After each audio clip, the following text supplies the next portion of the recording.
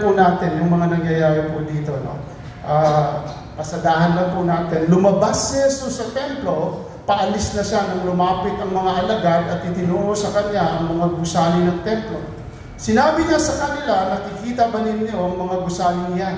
Tandaan ninyo, darating ang araw na wala riyang matitirang bato sa ibabaw ng isa pang bato. Lahat ay iguguho. Tingnan po natin yung nangyari. Ito po ay pangyayari doon sa California wildfire, and the other one is in Gaza. Ito lang po ay dalawa sa pangyayari na sinasabi sa Biblia. So pag nakita po natin, truly that the word of the Lord is indeed correct. Amen. So, lahat po yan natitimo. Dalawa lang po yan. Kung titingnan po natin, madami pa po tayong makikita. And sabi po sa Matthew chapter 24 verse 3, habang si Jesus ay nakaupo sa bundok ng mga Olego, palihim siyang tinatanong ng kanyang mga alagad, kailan po ba mangyayari ang mga sinasabi ninyo? Ano po ang magiging palatandaan ng inyong muling pagparito at ng katapusan ng mundo? Sumagot si Jesus, mag-ingat kayo upang hindi kayo maigaw ng iba. Maraming paparito sa pangalan ko at magpapanggap na sila ang Kristo at marami silang maililigaw. Verse 6, makakarinig kayo ng mga labanan at makakabalita ng mga digmaan sa iba't ibang dako. Ngunit huwag kayong mabahala dahil talagang mangyayari ang mga yon, bagamat hindi pa yon ang katapusan ng mundo. Nakita po natin, nadinig po natin na napakatagal na po ng giyera sa Middle East at sa ibang bansa, sa Ukraine and Russia. And nakita po natin ang salita ng Panginoon that truly this is not a rumor anymore. Ito po ay hindi haka-haka, ito po ay totoo. Hindi na po siya bali-balita, kundi nangyari na. And ang sabi po ay verse 7, maglalaban-laban ng mga bansa at gayon din ang mga kaharian. So it is now happening. Di po ba? Kita mo ba natin? And verse 8, verse 7, magkakaroon ng tagutom at lilindol sa maraming lugar. Sa the Myanmar and the Thailand and sa Greece, sa Santorini, nangyari din po yung lindol. And all over the world, may mga lindol na hindi pa po nakatalaga nakita natin. Ang lahat ng mga ito ay pasimula pa lamang ng mga paghihirap na tulad sa isang babae na manganak. This is now a birth pangs. No?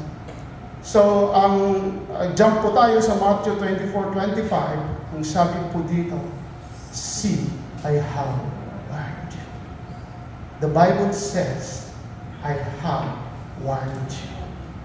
Hindi po nagbibiro ang Biblia. This is not, tinatakot po tayo bagkos ito po ay ipinapaalala sa atin at para po tayo makahanda. Iba na po may alam. Amen. Palakpakan natin ang Panginoon. Amen. So sabi po sa Matthew 24 verse 28, ang sabi po dito, wherever the corpse is, there the vultures will flock together. Medyo maano po siya intindihin, pero alam niyo po mga kapatid, nakikita po natin halos sa buong mundo, sa buong simbahan. Sino pong familiar sa vulture o buwetre? Buwetre sa Tagalog, tama? Ano pong kinakain ng buwetre? O vulture? Mga patay. Amen? So right now, brothers and sisters, dead people or dead animals.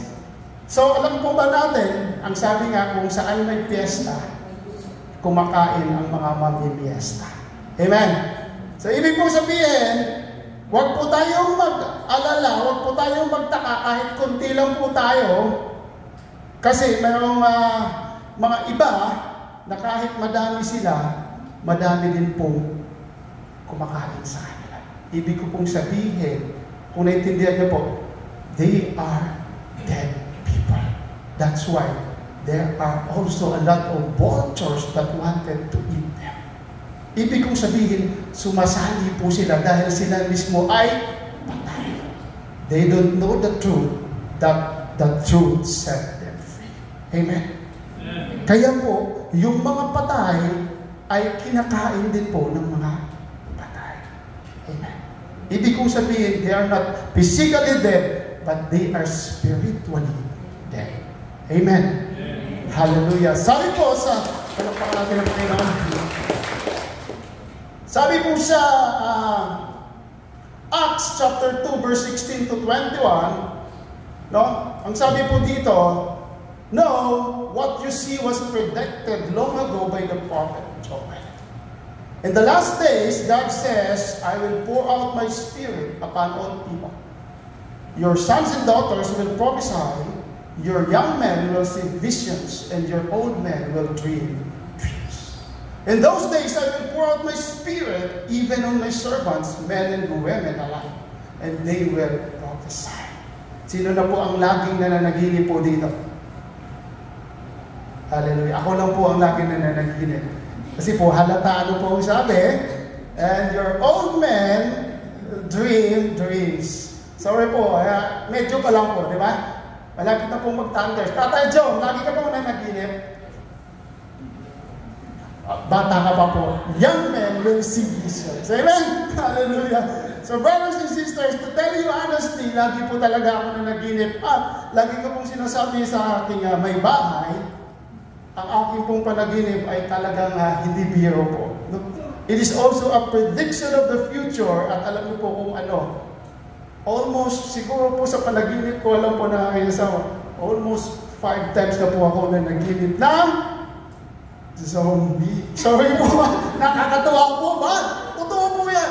They are dead people. They are dead people. Kasi nga, ewan ko po kung bakit. Kasi nga siguro, di ba? Sometimes kulang po tayo sa panalangin. Sabi nga, kailangan po natin magbabad sa panalangin. Alam niyo po kung mga sino-sino nakikita ko doon, alam po ng mga iba na nakasasabihan ko. Amen? Hallelujah. So, but brothers and sisters, hindi po maganda po yung aming panaginip. But I don't know what it is mean. But siguro, kailangan lang po ng pagbabakad sa presensya ng Panginoon. Amen. Hallelujah. Palakpakan natin ang Panginoon. But ang sabi po dito, in those days, I will pour out my spirit kahit po sino sa kanila. Sino-sino sa kanila. And I will cause wonders in the heavens above, and signs on the earth below. Blood and fire and clouds of smoke. The sun will become dark and the moon will turn blood red. Before that great and glorious day of the Lord arrives. Amen. Hindi po ito pananakot. Muli po, ito po ay salita ng Panginoon. It is given us a warning to be ready. But everyone who calls on the name of the Lord will be saved. Tingnan po natin ang sabi po sa verse 16 na nasabi na po ito sa aklat ni Joel. The book of Joel is an Old Testament and the Acts is the New Testament. So brothers and sisters, tingnan po natin the book of Joel. And I will cause wonders. Joel 2 verse 30 to 32. In the heavens and on earth, blood and fire and columns of smoke. The sun will become dark and the moon will turn blood red. Tingnan po natin. Yung California fire, brothers and sisters, tingnan niyo po ito. Sabi ng Panginoon, I will cause wonders in the heavens and on the earth. Hindi ko po sinabi na ang Panginoon ang may gawa nito, but sometimes the Lord allows it for all of us to repent and turn back to the Lord, for the time of His coming is near. Amen. Palakpakan natin ang Panginoon. And you know what? The big point is, ang sabi po dito, but, di ba po ang buwan ay nagpula na, di ba? Nakita po natin kanina, madami na pong beses po yun.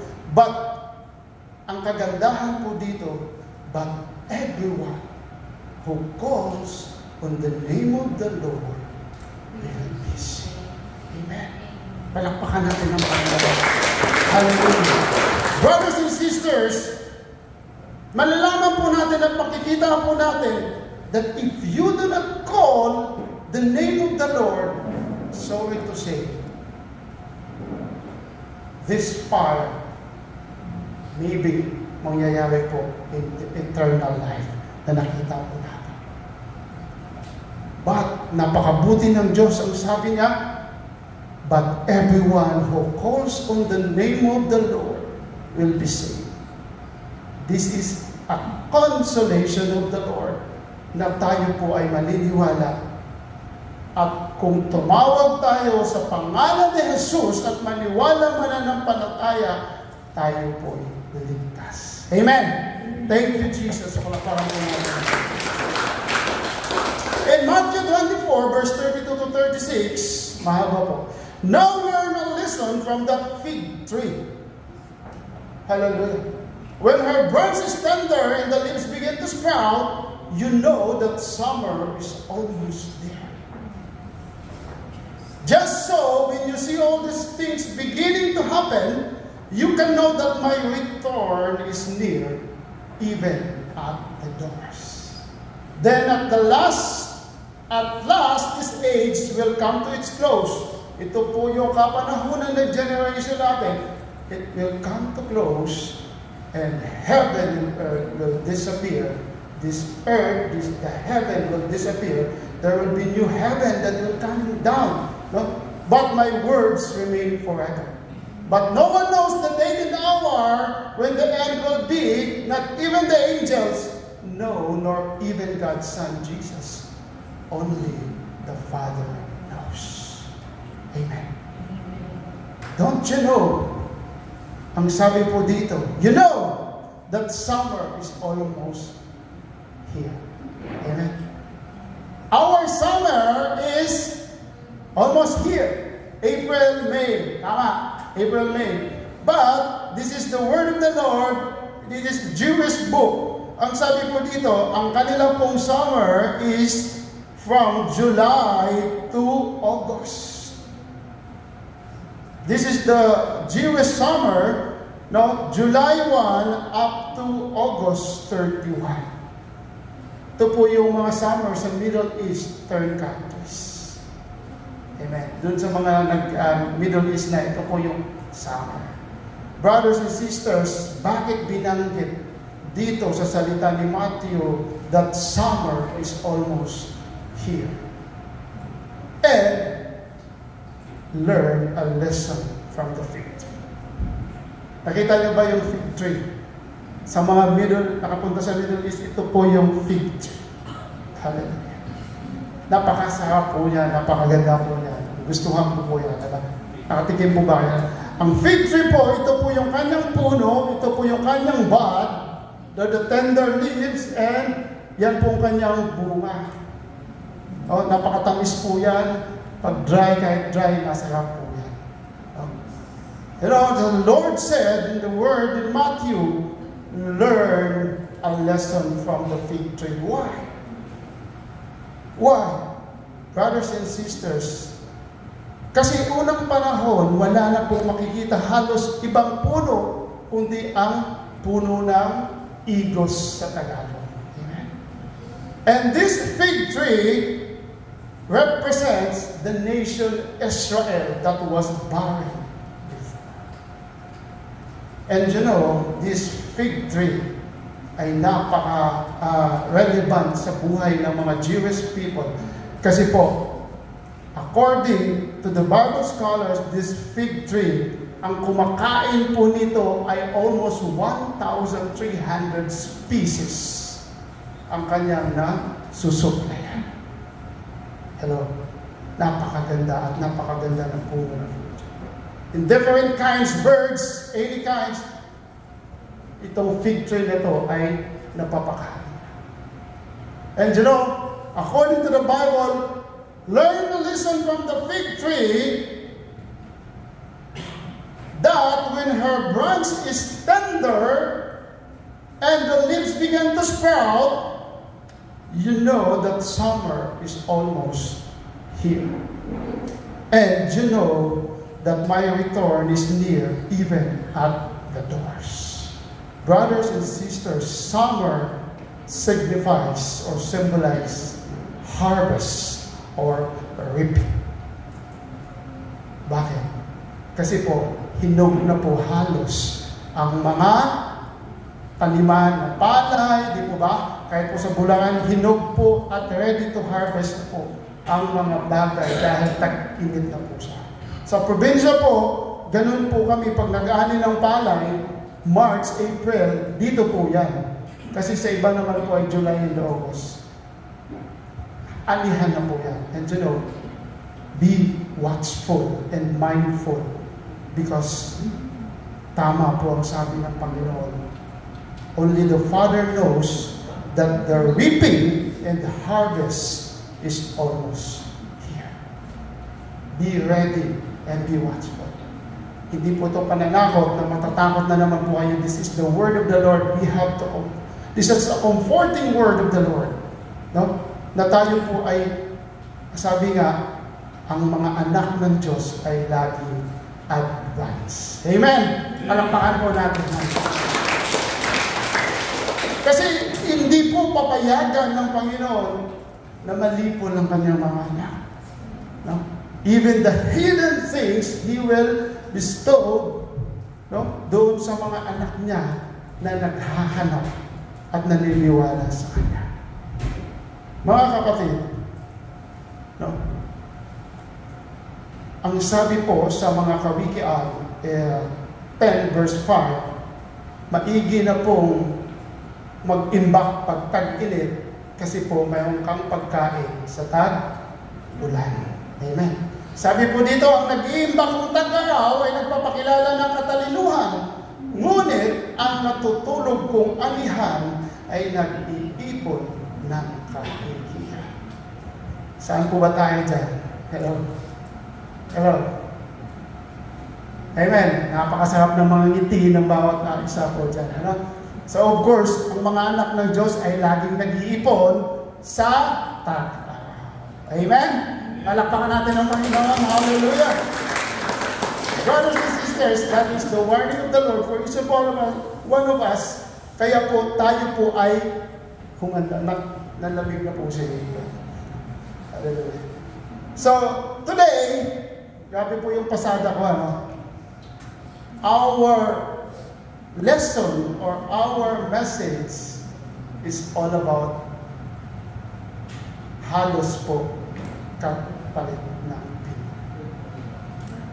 Brothers and sisters, gaya nga po ng sinasabi natin, sino po ang nakaalam ng Pogo? Pogo! Si Junel, halata ayaw niyo magpahalata, no? Pogo, hindi po yung betting na magtataya ka na online, no? Di ba yun pong Pogo, yung mga Pogo na grabe yung, di ba yung mga Chinese, di ba? Oo. Eh po, ayaw nyo lang magpahalata, ano? Ay yung mga betting, hindi wedding. Pwede din wedding, no? Ayaw magpahalata, no? Hallelujah. Tusok pa, Jonel. Hallelujah. Ito po ang Pogo na sinasabi po natin dito ay iba pong Pogo to. Ito ay pag-aaral sa Panginoon, no? Ito po ay pagpapala at biyaya at oportunidad na dulot ng ating Diyos. Pogo means passes, opportunities, gateways, and openings. Amen. Passes, opportunities, gateways, and openings, which is our message for today. It's all about the door. Palakpakan natin ang Panginoon.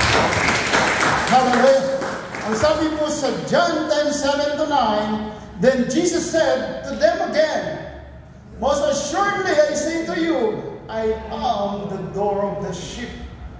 All who ever came before me are thieves and robbers, but the sheep did not hear them. I am the door, inulit po niya, if anyone enters by me, he will be saved, and will go in and out and find pasture. Again, our message for today is all about the doors. Samahan niyo po ako sa panalangin. Father God, we thank you for your goodness today. Right now, wala kang katulad, Panginoon. Patuloy kami, Panginoon, na pinagpapala mo sa pakikinig ng inyong salita. Lord, alam po namin na kulang po kami sa kaalaman, kaya Father God, we ask you wisdom according to your word, Lord, if we lack wisdom, we ask, and it shall be given unto us. And also, Lord, we know that apart from you, we can do nothing. Hindi po namin kaya, O Diyos. Kaya sa umagang ito, samahan niyo po kami, O God. Bago po kami tuluyan na makikinig ng inyong salita at lumapit, pagalinisin niyo po kami, Panginoon, upang kami po ay makapasok sa inyong pintuan. Sa oras po kami makakakilala sa inyo na malinis at walang bahay. Salamat po sa inyong salita. Bless your word, Lord, and bless the hearers and doers of your word. We thank you, Father God, in the name of Jesus. Amen. Hallelujah. Palapakan natin ang Panginoon. Ang sabi po in 1, in Tagalog, kaya't muling sinabi ni Jesus, pakatandaan ninyo, ako ang pintuang dinaraanan ng mga tupa. Ang mga nauna sa akin ay mga magnanakaw at mga tulisan, ngunit hindi sila pinakinggan ng mga tupa. Ako ang pintuan ng sino mang pumapasok sa pamamagitan ko ay maliligtas. Papasok siya at lalabas at makatagpo ng pastuhan.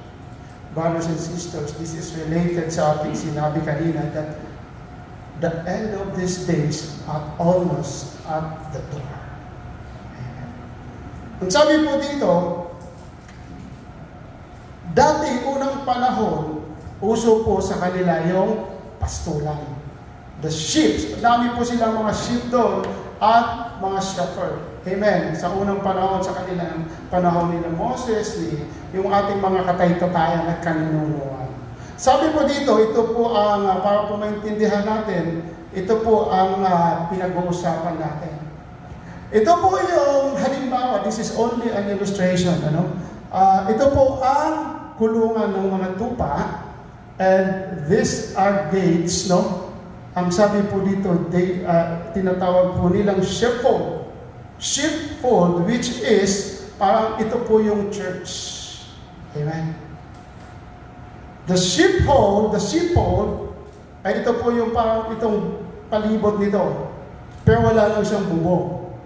And yan po ang pinto. And the door. Bakit may bantay? Amen. Kasi po, dati unang panahon, kailangan po talaga may shepherd. Kasi po, minsan naliligaw at talagang tumatakas ang mga tupa. Amen. Lagi po ba tayong tumatakas mga tupa? Hallelujah. Tayo po ay mga tupa, no? At ang ating Panginoon ay shepherd. Brothers and sisters, no? Ang sabi po dito, in John 10 verse 8, all whoever came before me are thieves and robbers, but the sheep did not hear them. And according to John 10:1, tandaan ninyo ito, ang pumapasok sa kulungan ng mga tupa nang hindi sa pinto nagdaraan, kung hindi umaakyat sa di dapat pagdaanan, ay magnanakaw at pusa. Hello? Nakaranas po ba ngayon tumalon sa bintana upang puntahan si hallelujah, magaganda yung mga ngiti. Hallelujah, parang natin ang Panginoon, nakaka-relate po yung mga itagan. Parang puntahan si minamahal, amen, si Habibi. Amen. In Middle East, sa Saudi po, tawag po sa minamahal ay Habibi. Habibi. Baka tawagan niyo yun, Tawagan niyo yun, Habibi. So, brothers and sisters, sabi nga po, pag ikaw ay tumakas, hindi ka pinapayagan ng magulang mo, ano ang tawag sa'yo? Nanakaw at pulisan. Ano ba sabi ni Sister John? Lapat siya! Hallelujah! So, totoo po. Kasi po, sa unang panahon po, yan po, no? Yan, nakikita niyo na po. Totoo po, salita ng Panginoon. Dati po, ikwento ko lang po, sa buhay po namin, ng mga binata din po kami. Mayroon pong, alam niyo po sa Bisaya, mayroon pong baile. Alam po ng mga Bisaya, baile. Ibig po sabihin, sayawan. Sayawan sa ibang bansa. Si nanay, alam niya yan. Alam mo ba? Ayan, sayawan po pag may piyesta, pag may mga doon sa ibang bayan, sa ibang bahay. So, alam niyo po, siyempre, binata at dalaga, mayroong mga bagay na gusto makilala. So, pagpapaalam po sa magulang, minsan hindi pinapayagan. Pag hindi pinapayagan, tumatakas. Hallelujah. Amen. Totoo po yan. Nanay, totoo po yan. May mga tumatakas pa.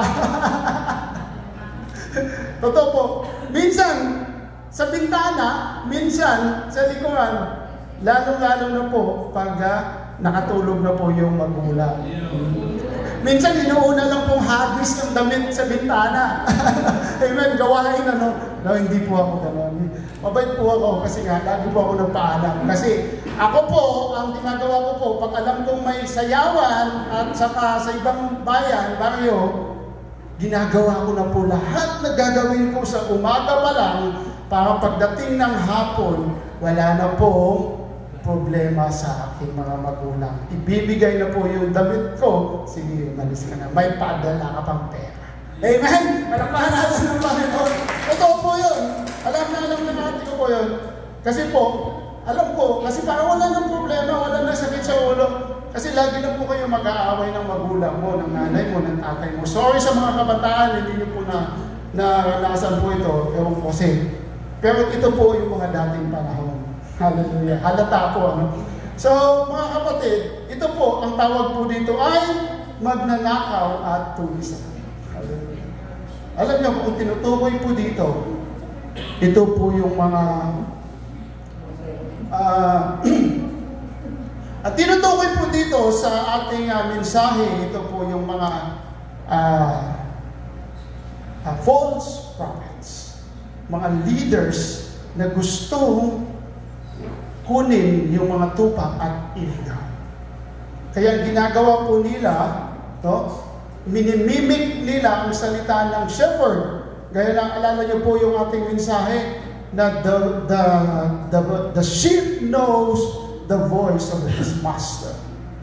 Kaya po sometimes minimimik po nila para susunod po yung mga tupa. But, kundi lang po sumusunod, yun talaga po yung mga medyo makapal na po yung balahibo. Hallelujah. Ito po, yung makapal na po yung buhok. No? Hallelujah. So, brothers and sisters, ito po yung ginagawa ng doon kanina, nakikita po natin. Wala po kasi siyang bubong. So, they escape, no, without the shepherd's permission. So, kaya po, ang tawag po sa kanila ay thieves and robbers. Kasi po, hindi po sila, sa madaling salita, matigas po ang ulo. No? Sorry po sa term, pero ito po ay totoo. Matigas po ang kanilang, makapal na po yung kanilang mga buhok. So, ang sabi po dito, while the good sheep, tingnan po natin, ito po ang good sheep. Sino po ang good sheep dito? Hallelujah! Yung handang mag-antay sa tamang panahon. Amen. Hallelujah! Wala po kung sinabi mo kung bakit nakaka-relate po itong mga kabataan. Ano? So kasi po titingnan natin, mayroon namang daanan, pero bakit gusto mo bang antayin ang tunay na pagbubukas ng ito? Diba? Kasi po, brothers and sisters, ang tunay po na characteristic ng sheep, sorry sa word, ito po ay medyo may konti po siyang kahinaan. At mabait po talaga ang sheep. Kaya po nakikita po natin, handa po siyang mag-antay sa pagdating ng Panginoon ng kanyang shepherd, a good shepherd, no? Sa pagdating ng good shepherd, he is ready. Kasi nagkakaabang na po siya doon.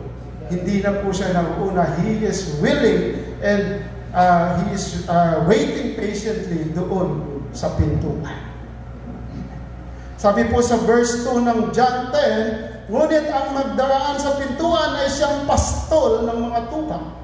Pinapapasok siya ng bantay at pinapakinggan ng mga tupa ang kanyang tinig. Tinatawag niya ang kanyang mga tupa sa kanilang pangalan at inilabas sa kulungan.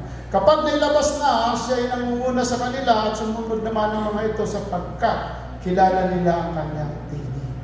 Hindi sila susunod sa iba, kundi tatakbong palayo sapagkat hindi nila kilala ang tinig ng iba. Hello, tayo po ba yan mga kapatid? Hello, tayo po ba yan mga kapatid? Amen! Hallelujah! Palapakan natin ang Panginoon. Dapat tayo po yan. Kasi po, sometimes, sabi nga po ng aming pinag-uusapan sa tagapamagitan, meron po tayong kanya-kanyang kambal. Amen? Ama po ba sa tagapamagitan? Sino po nandito? Meron po tayo kanya-kanyang kambal. Ibig po sabihin, meron kang tagabulong. Hallelujah! Na huwag yan. Oo, sige gawin mo yan. So, sometimes, meron nagsasabi sa iyo na gawin mo yan, at sometimes meron nagsasabi sa iyo na hindi. Kasi mali yan. Ano po ang susunod? Sabi po ng salita ng Panginoon, sapagkat hindi nila kilala ang tinig ng iba, kaya hindi sila susunod sa iba, kundi tatakbo palayo. Amen! Thank you, Jesus. Hallelujah! So, brothers and sisters, ang sabi po dito, ang characteristic ng tupa ay lagi pong naliligaw. Amen. Tayo po'y laging naliligaw. Tama? Guilty po ako dyan. Tayo po ay mayroong value. Huwag kang, kapatid, mawalan ng pag-asa. Kahit may magsabi man sa'yo na ganito ka, ganyan ka, you have the value na si Lord lang ang nakakaalam. You are the... Amen. Hallelujah. Kahit sabihin nila na maliit ka, kahit sabihin nila na hindi ka kagandahan, huwag kang maniwala. Amen. Hallelujah. Amen. Hindi ko po. Totoo po. Huwag kang maniwala. Kasi maganda ka at pugi ka sa mata ng Panginoon. Hallelujah! Amen! Kasi po, ang Diyos ay wala talaga siyang nilalang o anak na hindi maganda. Amen? Kasi po, kung nilalang ka niya o anak ka niya, ang sabi nga ng salita ng Panginoon, you and me are the reflection of His image. Amen? Kaya po, pumayag ka ba? Na pangit ka? Sorry hindi po, hindi. Di ba? Oh, hindi po talaga. Sorry po, but ito po yung term. Hindi ka papayag kasi napakaganda mo sa mata ng Panginoon. Amen. Hallelujah. Lalong-lalo na sa mga magulang mo, sa kapatid mo, at sa katabi mo. Amen. Tingnan mo nga. Hallelujah. Hindi po, may nakarelate po ba? Huwag mo sabihin kahit na dark. No. Ay, hallelujah. Ay. Amen. Huwag kang pumayag. Kasi nga, kahit dark ka, pogi ka. Amen. Hallelujah. Ang lakas sino yun? So, brothers and sisters, the other qualities of the sheep is dependent. Hindi po siya independent. Lagi po siyang nakadepende, sa kanyang shepherd. Lagi po gano'n. Kasi po, may problema ka, sinong tatakbuhan mo? Shepherd. Diyos. And the sheep are vulnerable. Napaka-sensitive mo. Kasi kailangan, dahil pag sinabi ng Panginoon, I am your God, sa akin, ikaw ay ligtas. Amen. Anong gagawin mo? You are vulnerable. That's why, hindi mo maintindihan, tumatulo na lang yung buwan. Amen. So, brothers and sisters, ang tupa po, napakaganda. Masarap po ang love. Natikman ko po yun. Masarap po. Lalo na po pag tawag dito, roast. So, pero ang tupa po ay medyo maanggo. Kasi po, hindi po siya naliligo halos. Sorry po, totoo po, hindi po siya naliligo. Kaya kung medyo may naamoy kang medyo maanggo, intindihin mo na lang. So, brothers and sisters, totoo po yun.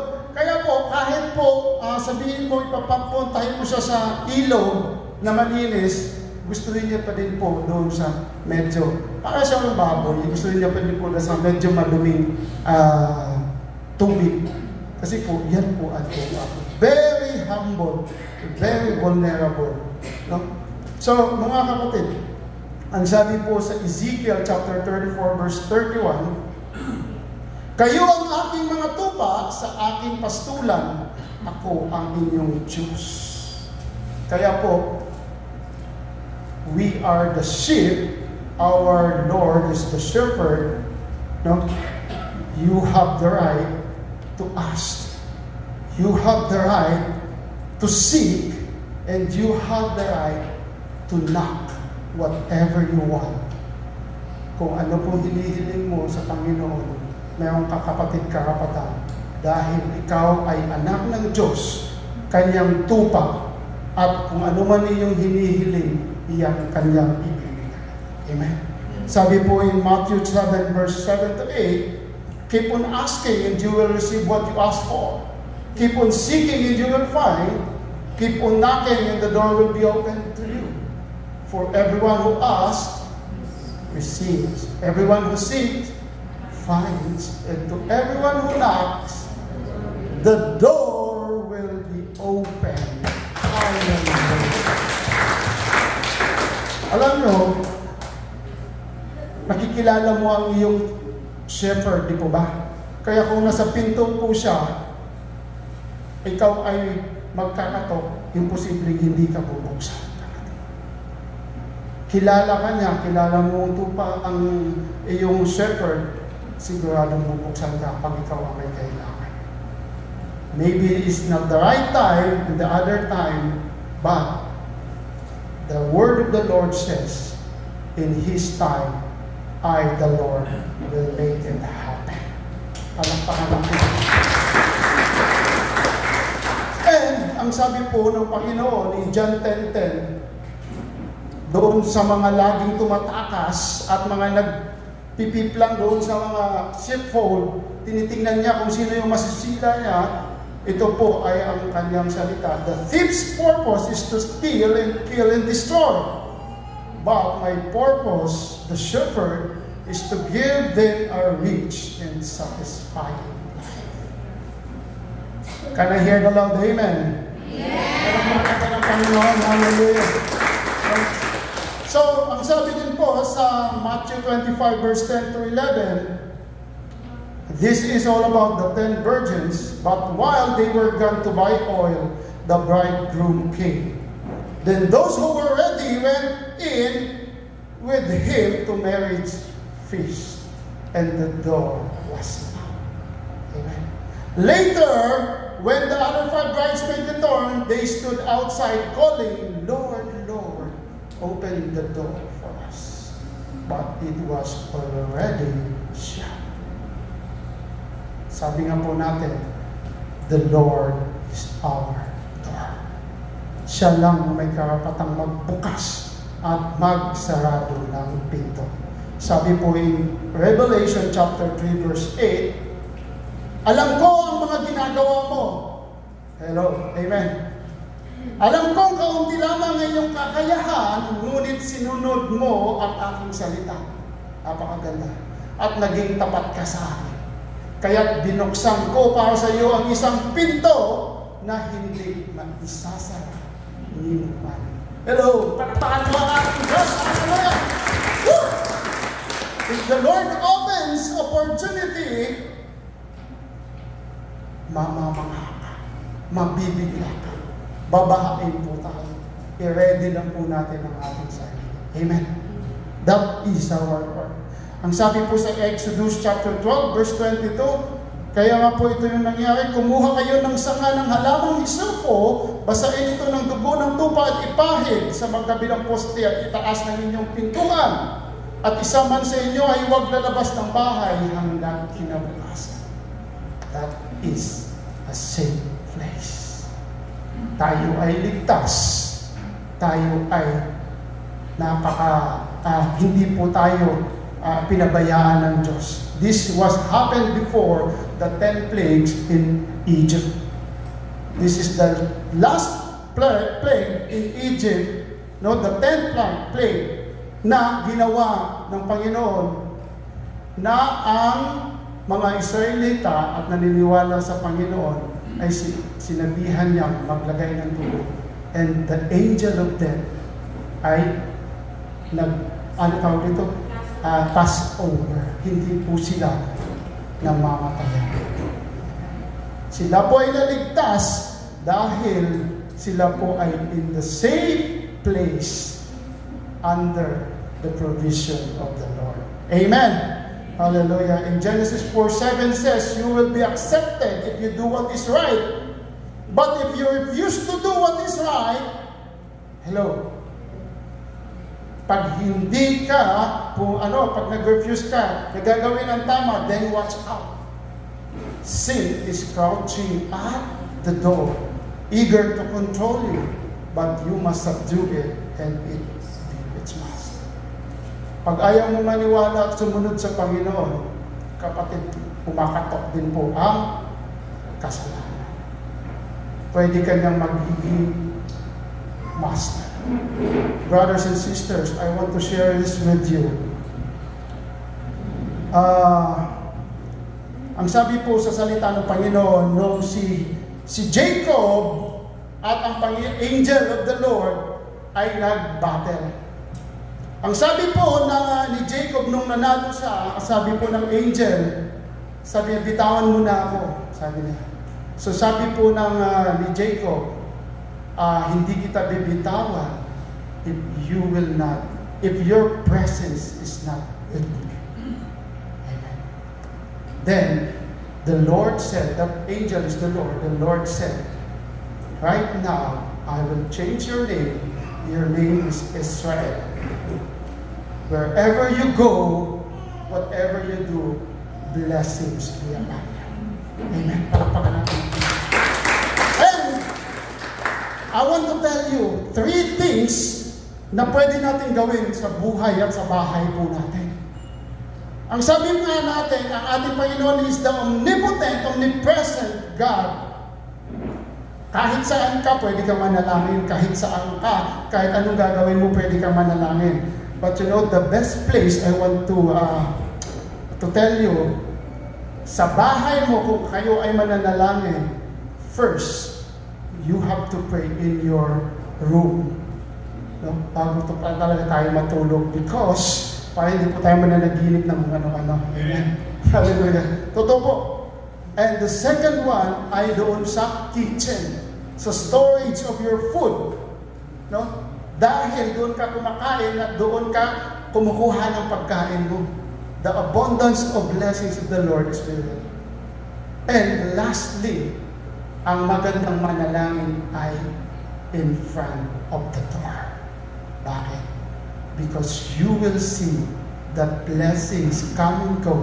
People come and go. The presence of the Lord come and go.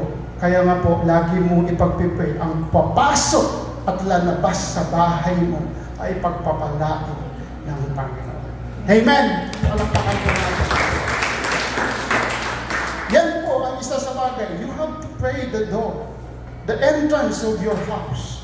Maging sa likod man yan, maging sa harap man yan, na ang papasok sa lugar mo at lalabas ay maging pagpapala. Amen. At pagpapala. Hallelujah. So in conclusion, brothers and sisters, our Jesus, as we said, ay not only the door, but He is the shepherd.